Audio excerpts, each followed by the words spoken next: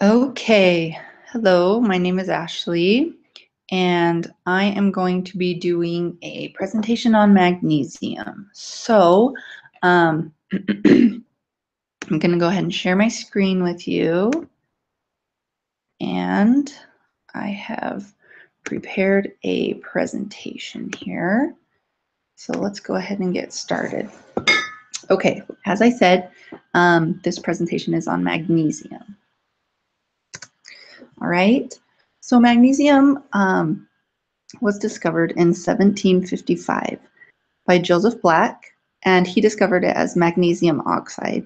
And then finally, it wasn't isolated until about 100 years later by Sir Humphrey Davy. Magnesium is the chemical element with the atomic number 12, and it's a silvery white metal of the Earth series. And you can see it down here. There's different, here it is raw, and then here it is a little bit more refined, and then here it is as a supplement. And magnesium is the second most abundant cation in the body. So nutrition-wise, the RDA for magnesium varies quite a bit depending on the individual. The magnesium DRI for males is more than it is for women, depending on age. Magnesium DRIs range from 240 milligrams per day for ages 9 through 13, and then about 410 to 420 for ages 14 through 70 in men. In women, it's a little bit different. The RDA rate for ages 9 through 13 is 240 milligrams per day, and then it increases to 360 from ages 14 to 18, and then it varies between 310 to 320 depending on age after age 18. And then the RDA is subject to increase for women during pregnancy. I believe the RDA for a woman 18 to 30 during pregnancy for magnesium is about 400 milligrams per day. The upper limit for magnesium is universally set at 350 milligrams per day. And so this is for every age group, male and female. And this only applies to supplements and not to other, or supplements and other non-food sources. So if you're getting more than 350 milligrams per day just from your diet, you're going to be okay, and it's not going to affect you.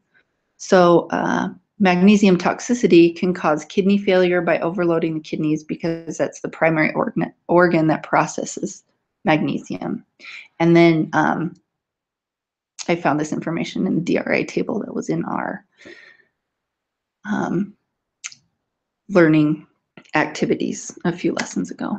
Okay, so the functions of magnesium are used in many processes in the body, including bone structure. Calcium and magnesium function together, and deficiency in one affects the other. So if you're short on calcium, it's going to affect your magnesium levels. If you're short on magnesium, it's going to affect your calcium levels as well. It is used in signaling nerve impulses and regulating heartbeat because, well, we'll talk about that later. It affects normal muscle contraction, and it's needed for DNA and RNA synthesis. It regulates blood pressure, and magnesium is considered an electrolyte, so it can affect potassium and sodium concentrations in the blood. Balance each other out, and one affects the other. So it also helps stabilize ATP. Magnesium is required by about 300 enzyme processes in the body, so quite a bit. It's really important. And it has also been suggested that magnesium reduces inflammation and protects against gallstone formation. And I had a video on here. I don't know where that's at. Let me see. I know I have it on my Works Cited page. So we're going to talk about, oh wait, maybe not yet. Okay. So we'll go back to this.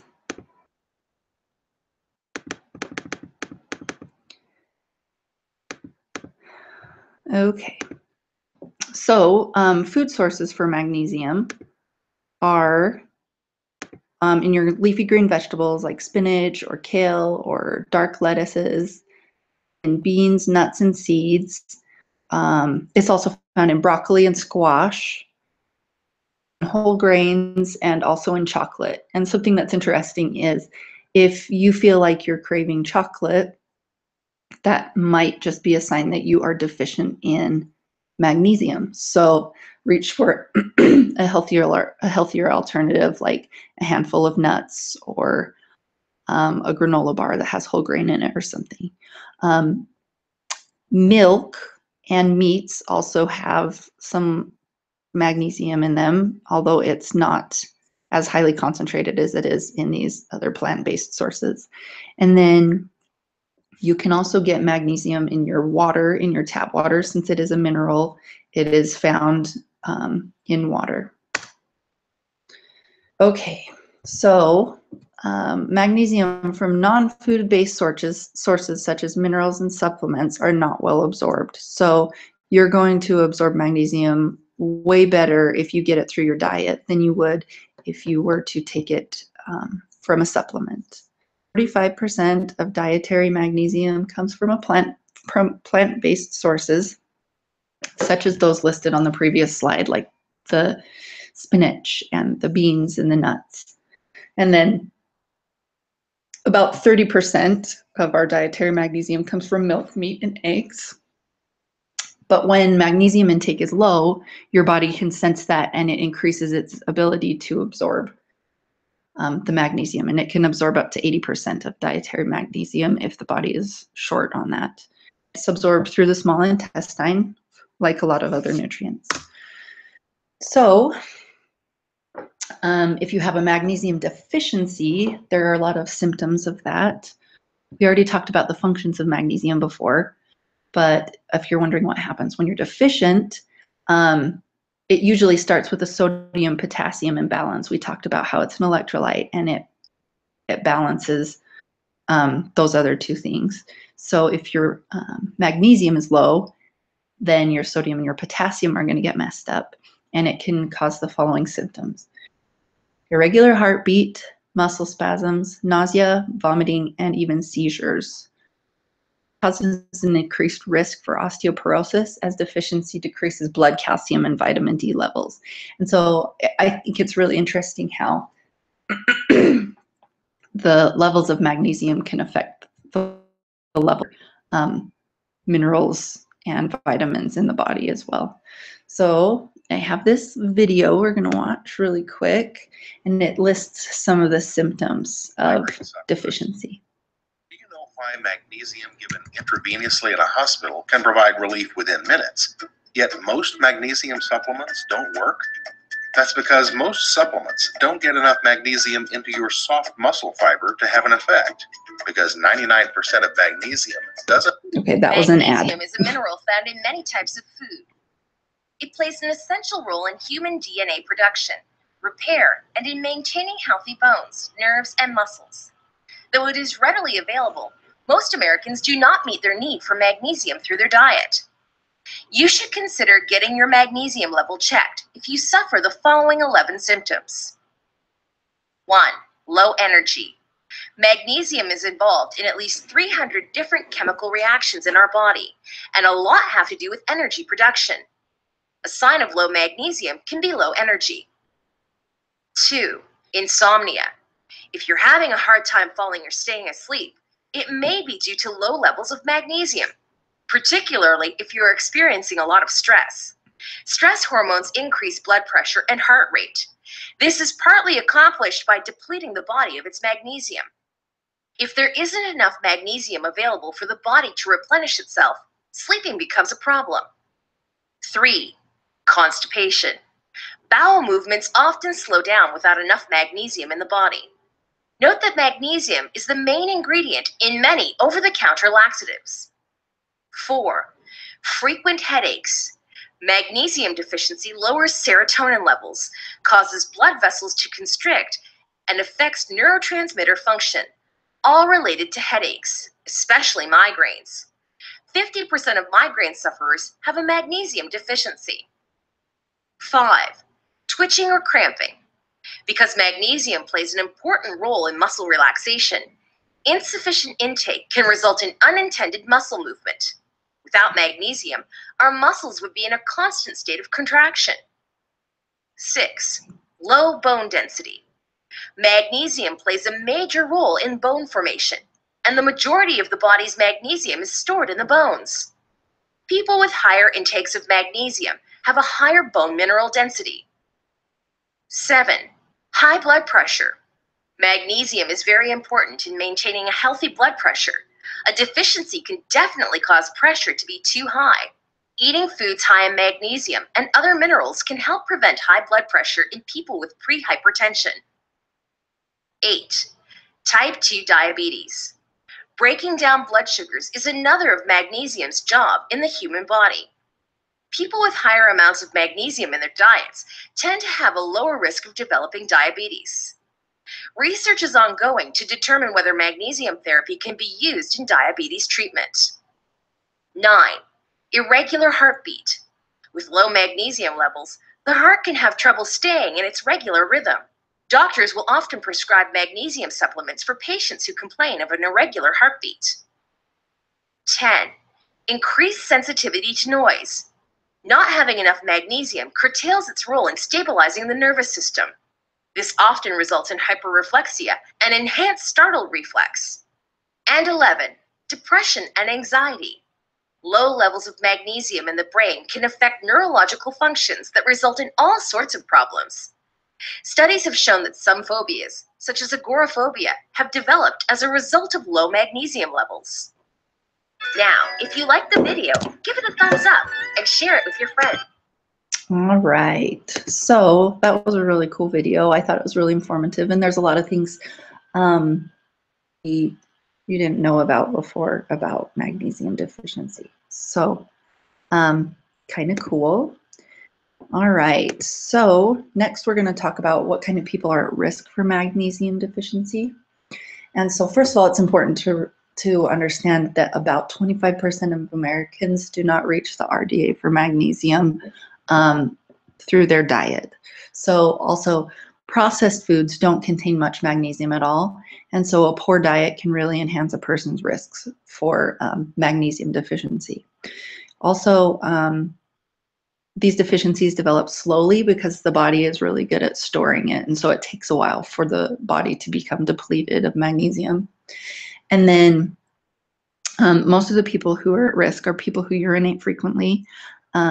This can be a result of kidney failure or being on dialysis, alcoholics, or excessive use of diuretics. It just throws your magnesium balance off, and your body tends to get rid of a lot faster than it should. Let's see. Now we're going to talk about magnesium toxicity. So it's just about impossible to reach toxic levels of magnesium through your diet alone. And most of the toxicity problems that people have occur from the overuse of mineral supplements. And in our textbook, it says high amounts of magnesium in the blood cause weakness, nausea, slowed breathing, eventual malaise, coma, and death. Older people are at particular risk of magnesium toxicity. Kidney function tends to decline with age. And then we're going to talk about the role of magnesium in metabolism.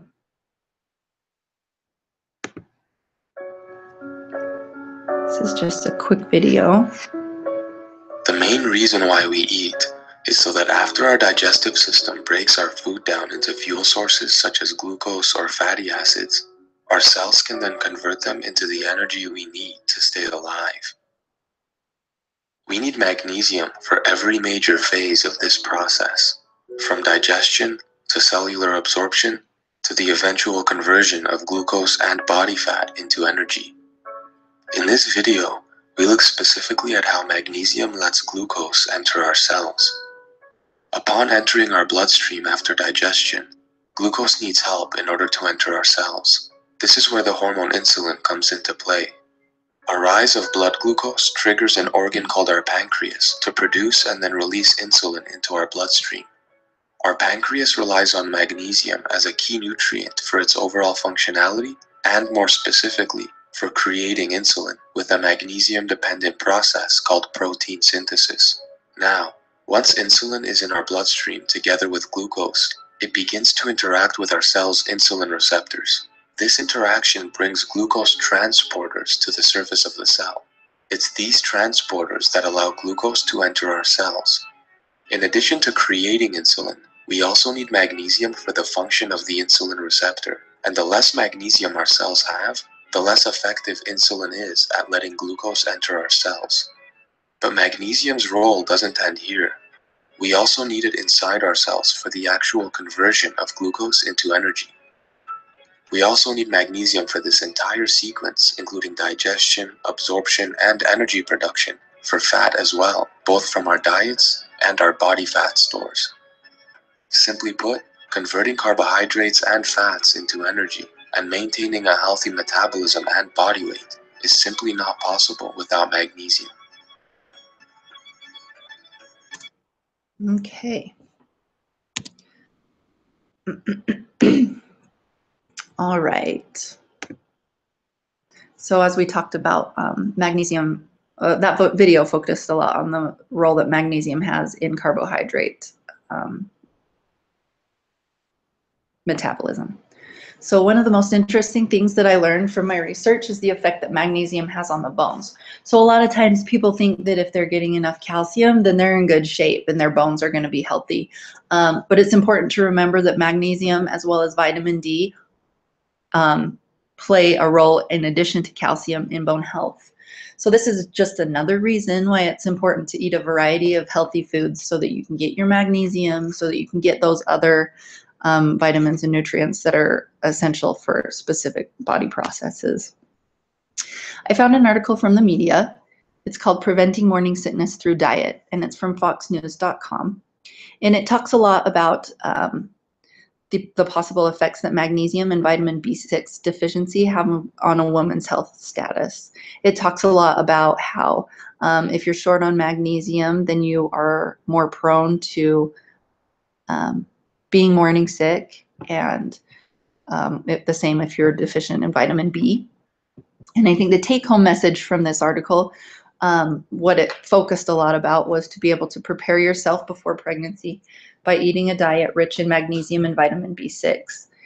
And it really stressed the importance of eating well before you become pregnant and building up nutrient stores in the body prior to conception, just so that your body can be ready, so that you're not deficient before you get pregnant and you're fighting to get enough of the nutrients during pregnancy. And so in conclusion, I just want to go over a few key points. Magnesium is an essential nutrient for several body processes, especially in nutrient metabolism. Many Americans do not reach the RDA for magnesium. Deficiency can lead to health problems such as slowed heartbeat and osteoporosis, among other problems. And although it is unlikely that a person can get too much magnesium from their diet, it is very easy to exceed the upper limit of 350 milligrams per day through the overuse of supplements. So you need to really be careful. Read your supplement labels, make sure you're not going over that. Dietary magnesium is more readily absorbed than that found in supplements. So it's just better all around to get it from your food.